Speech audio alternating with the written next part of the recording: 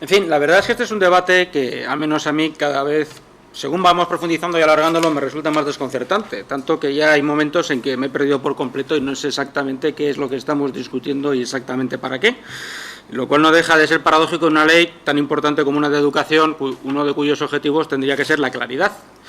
Pero nos encontramos con un proyecto de ley, ya lo he comentado otras veces, pero supongo que hay que volver a repetirlo, que es, en realidad, una corrección parcial de la LOE, que a su vez fue otra corrección parcial de la LOCSE, y que, por lo tanto, lo que hace, en nuestra opinión, en vez de simplificar la ley y hacerla más clara, más comprensible y, por lo tanto, además, también más fácil de desarrollar reglamentariamente, pues a veces parece un reglamento que entra en unas cuestiones de detalle que, desde luego, me parecen improcedentes en una ley orgánica, y, por otra parte, bueno, pues crea tal estratificación de leyes que remiten unas a otras, que el resultado es, pues esto, una ley de una complejidad que no tiene que ver con sus objetivos ni políticos ni educativos, sino con su propia gestación y con los objetivos que tiene para el Gobierno, que no me parece que sean precisamente los de la educación.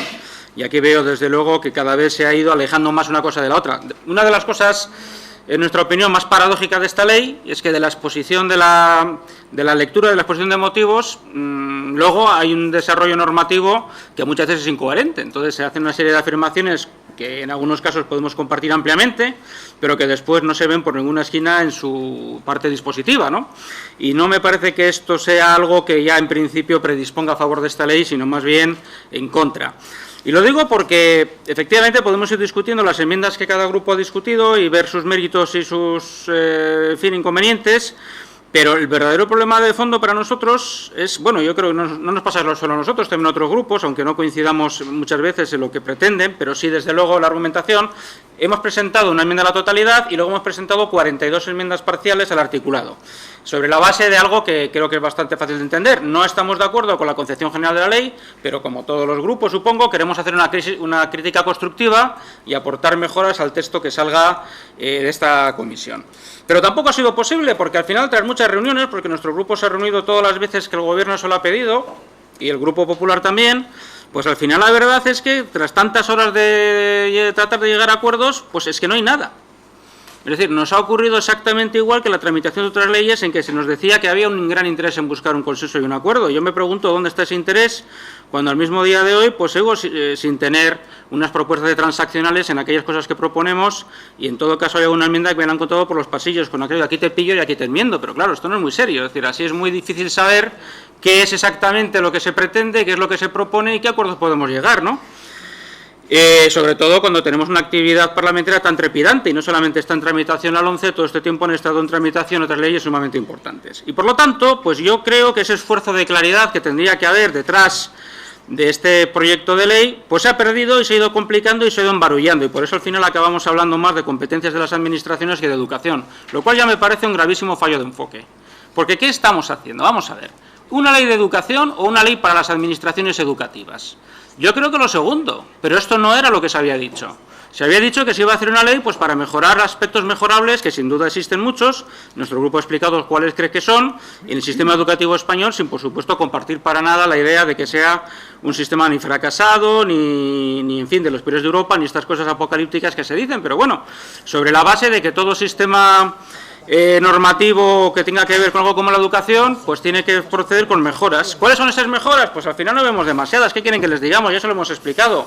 Como aquí se nos propone un tipo de debate que va por bloques, y ahora no procede a hablar de formación profesional y de otras cosas, bueno, pues siguiendo por el propio guión que aprobamos de cómo hacer el debate, y diciendo, como digo, que para mí embarulla el debate y lo complica, no lo ordena, sino que sencillamente lo despedaza, lo deconstruye, como esa cocina de moda que coge un huevo frito y lo convierte en 7 o 8 elementos. Eso está muy bien, pero ¿de qué hablamos? ¿De elementos o de huevos fritos? Y aquí nos pasa algo parecido.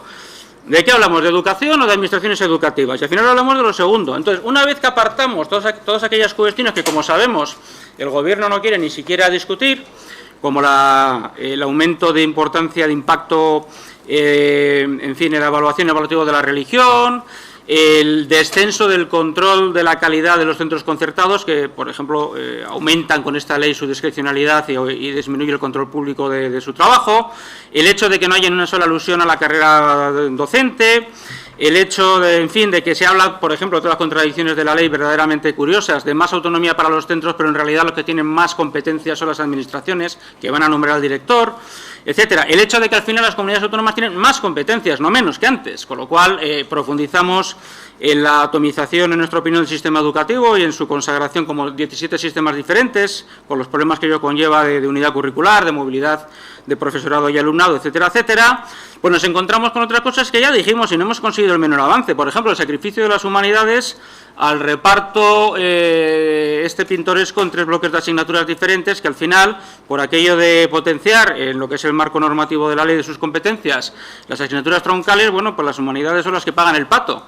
O las enseñanzas artísticas, ¿qué pasa con ellas? Prácticamente se han evaporado, casi desaparecen. Sí, hemos llegado a un acuerdo sobre simplificar los itinerarios de bachillerato y que en vez de 3, pues que sean 2, etcétera. Pero, en fin, eso es muy poca cosa, en realidad es muy poca sustancia, ¿no?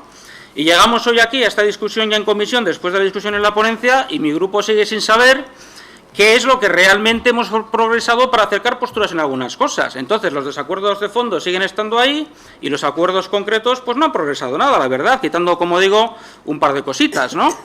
En fin, esto es lo que realmente nos deja a mi grupo profundamente perplejos. Al final vamos a tener una ley de educación que no entendemos muy bien cuál es su objetivo, salvo el de afirmar la capacidad de iniciativa legislativa del Gobierno y de la mayoría del Grupo Popular, con una técnica jurídica muy discutible, con una ley que a veces parece un reglamento por la minuciosidad con la que se mete en cuestiones que, por cierto, en algunos casos sí que son competencias de las administraciones educativas y en otros casos deberían ser los de los centros, y que, bueno, por lo tanto, ¿qué es lo que podemos hacer aquí? Pues sí, votaremos las enmiendas de los demás grupos, algunas las vemos con simpatía, nos parecen interesantes, otras están alejadas de nuestra propia filosofía de cómo debería ser el sistema educativo, sobre todo en el campo competencial.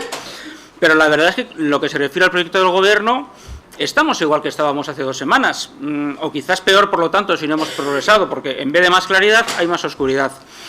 En fin, esta quería ser mi intervención, más que entrar en un recorrido detallado de las enmiendas que todos los grupos tenemos y que, por lo tanto, en el momento de votar, pues ya veremos. Entre tanto, seguimos como estábamos antes. Muchas gracias.